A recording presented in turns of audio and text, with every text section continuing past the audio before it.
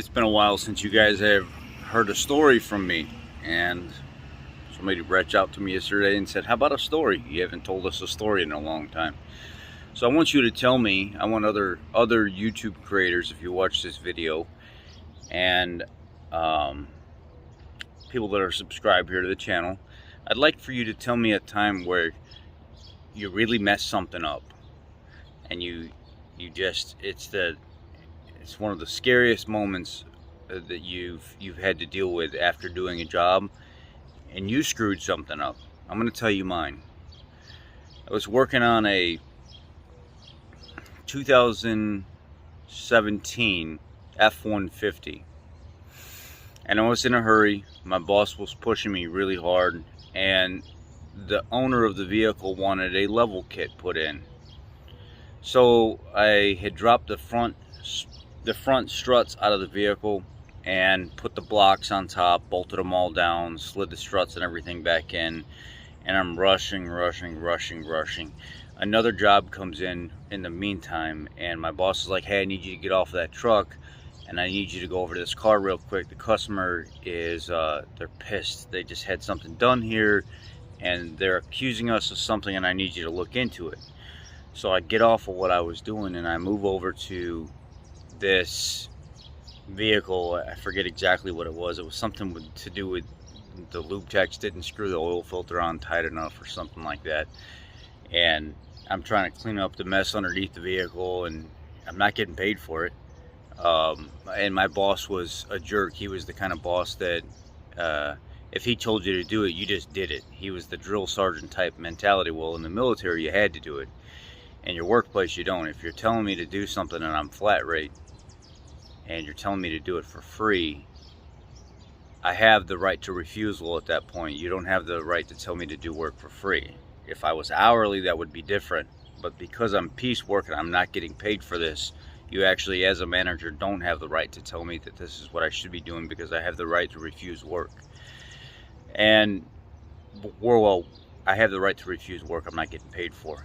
So I hurry up and get that done, and then I find out the customer's coming for the F-150 because he was expecting it to be done. So now I'm rushing with this even more. The customer gets there for the F-150. I get the other car out of the stall and cleaned up. Everything was fine. And I don't know, I'm so stressed out and worried. My boss is pissed, and the customer's going to be pissed because he's waiting for his F-150 now. And about 20 minutes after he got there, I finally got it done, and I'm rushing. I get him his truck, and I let him go.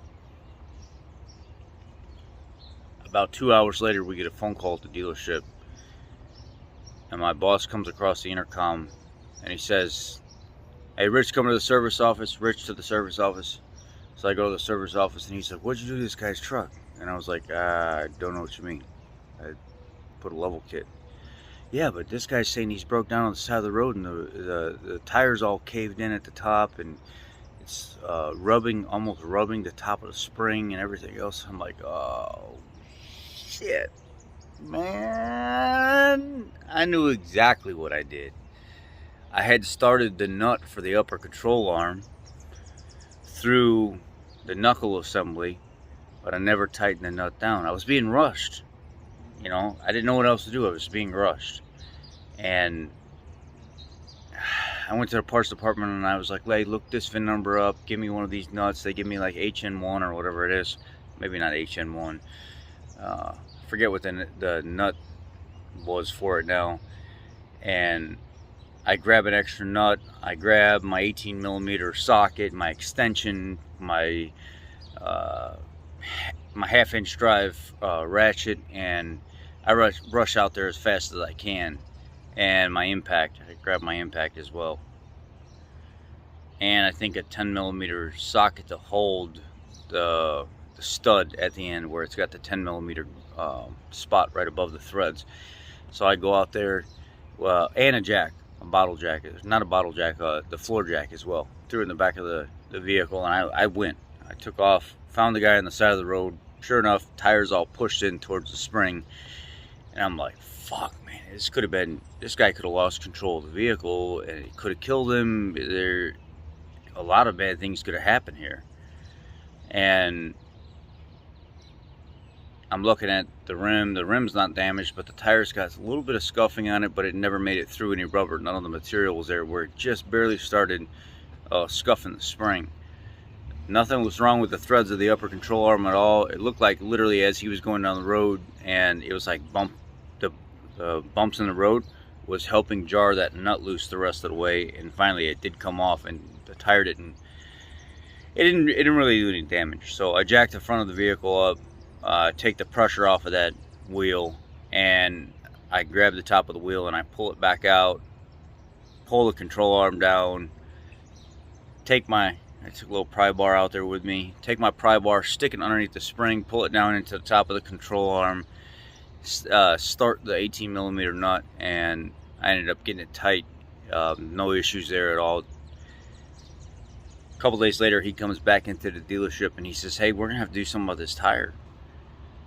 And my boss is like, "What do you mean?" So, "Rich, come to the office." I go to the office. He says, "The guy says something's wrong with his tire. The one you went out there and put that nut on the control arm." So I go look at the tire. I was like, "Yeah, there's some scuff marks, but it never really made it through the tire. It's just where it just scuffed the spring and just rubbed the tire, but there's no material that's gone." And the guy was like, "Yeah, but I don't want that on my truck. It's a brand new truck. I want to change the tire." So the dealership had to eat the tire change. And they ended up ordering a new, I don't know, it was BF Goodrich or whatever it was, or Wrangler or something like that.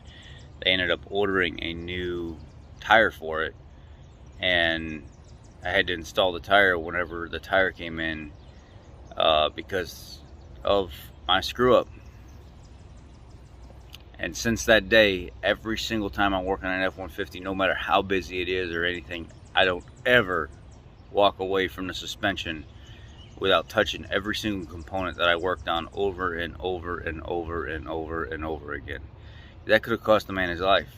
He could have lost control of the vehicle, and that could have cost him his life. And it's taught me a lesson, that I'd never walk away from a vehicle without oil in it first, unless I put a note or something to lock out, tag out the vehicle, or I never walk away from any type of suspension component that's just hanging without some kind of note being left there for myself on where to pick up, or it just gets done. That's it. I just don't walk away from it like that. A lot of problems can happen when you're being distracted and rushed at work, and I'm not using that as an excuse, but it's the truth. Y'all have a blessed day. Let me know your story.